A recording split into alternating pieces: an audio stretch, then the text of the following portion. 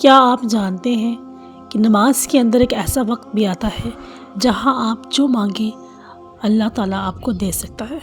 جی ہاں، میں بات کر رہی ہوں تشہد میں بیٹھ کر کی جانے والی دعا کی۔ بہت طاقتور دعا ہوتی ہے، لیکن ایک سوال یہ ہے کہ کیا ہم واقعی صحیح طریقے سے دعا مانگ رہے ہیں یا صرف رسم ادا کر رہے ہیں؟ آج ہم بات کریں گے اسی اہم مسئلے پر اور دیکھیں گے کہ انجینئر محمد علی مرزا صاحب اس بارے میں کیا کہتے ہیں۔ علی بھائی، نماز محمدی کے پریکٹیکل میں آپ نے ربی جلنی کی جو دعا کی ہے وہ نہیں پڑھی تو کیا پڑھ سکتے ہیں؟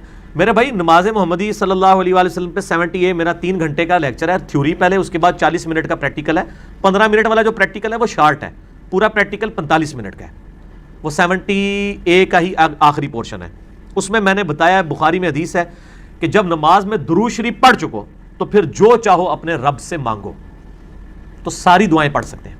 البتہ صحیح مسلم میں ایک حدیث ہے کہ طاؤس تابعی جو تھے، جو شخص نماز کے تشہد میں اللہم انی اعوذ بک من عذاب جہنم ومن عذاب القبر ومن فتنۃ المحیا والممات ومن شر فتنۃ المسیح الدجال نہیں پڑھتا تھا نا، تو اس کو کہتے تھے تیری نماز ہی نہیں ہوئی، دوبارہ پڑھ۔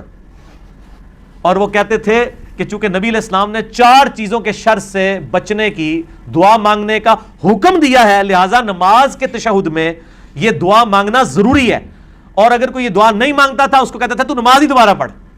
تو یہ بڑا سخت مسئلہ ہے، یہ تابعین کے نزدیک یہ بڑی اس کی امپورٹنس ہے، اس لیے میں نے یہ بتائی آپ کو روایت صحیح مسلم کی، تاکہ آپ یہ دعا یاد کریں، کیونکہ بخاری و مسلم دونوں میں ہے کہ نبی علیہ السلام نماز کے تشہد میں 4 چیزوں کے شر سے اللہ کی پناہ مانگتے اور ہمیں بھی حکم دیتے۔ تو اس دعا کا حکم ہے، باقی ساری دعائیں آپشنل ہیں، حکم جس دعا کا ہے وہ ایک ہی ہے، اللہم انی اعوذ بک من عذاب جہنم ومن عذاب القبر ومن فتنۃ المحیا والممات ومن شر فتنۃ المسیح الدجال۔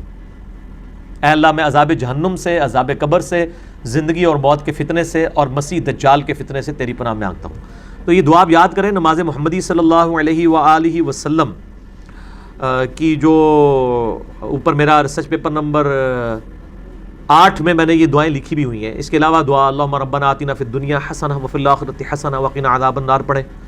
حضرت ابوبکر صدیق کو صحیح بخاری میں آتا ہے، نبی علیہ السلام نے اسپیشل دعا سکھائی تھی تشہد میں پڑھنے کے لیے، اللہم انی ظلمت نفسی ظلما کثیرا ولا یغفر الذنوب الا انت فاغفر لی مغفرۃ من عندک وارحمنی انک انت الغفور الرحیم۔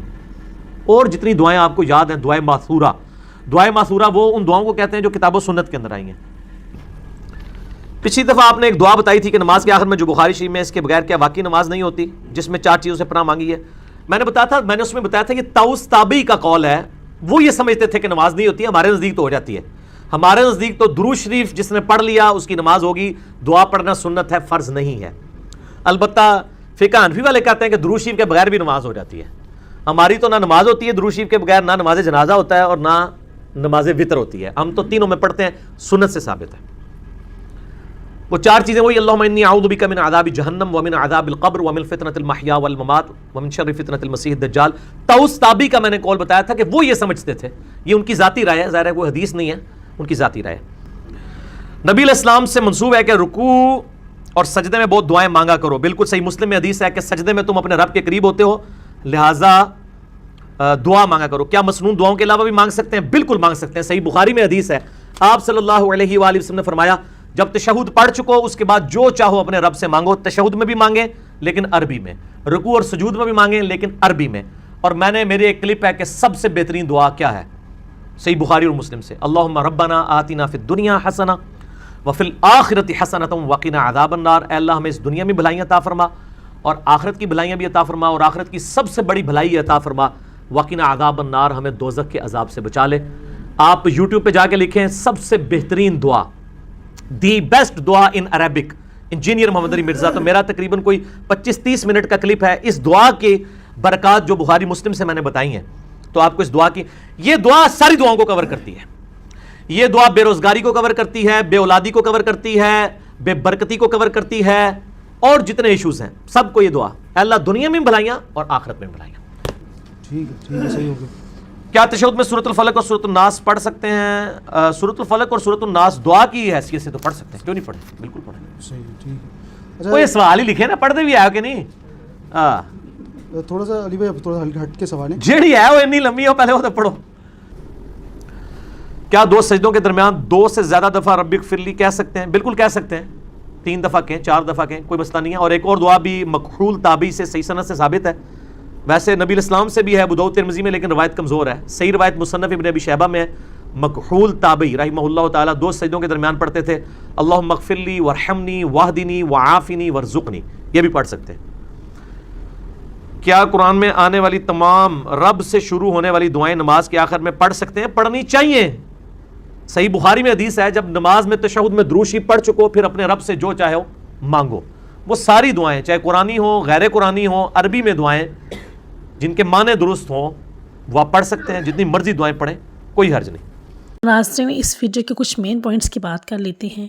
جیسا کہ انجینئر صاحب کے مطابق سب سے پہلے نبی کریم صلی اللہ علیہ وسلم سے ثابت دعائیں پڑھنا سب سے افضل ہے، جیسا کہ عذاب قبر، جہنم اور فتنوں سے پناہ مانگنے والی دعائیں ہیں.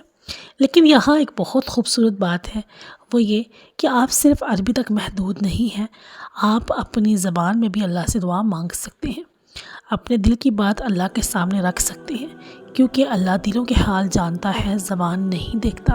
آپ مانگ سکتے ہیں ہدایت، رزق، صحت، کامیابی اور اپنی ہر جائز خواہش.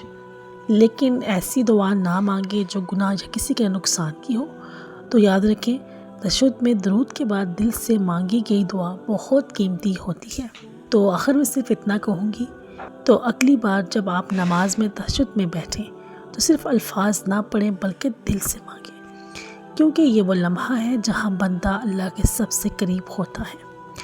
اگر آپ کو یہ معلومات فائدہ مند لگی ہو ویڈیو کو لائک کریں اور ایسے ہی سچ اور علم پر مبنی کنٹینٹ کے لیے فالو کریں. اللہ ہم سب کی دعائیں قبول کریں، آمین. آج کی ویڈیو صرف یہیں تک، کل ملتے ہیں کہ نئی ویڈیو میں ایک نئی ریئیکشن کے ساتھ. اللہ حافظ.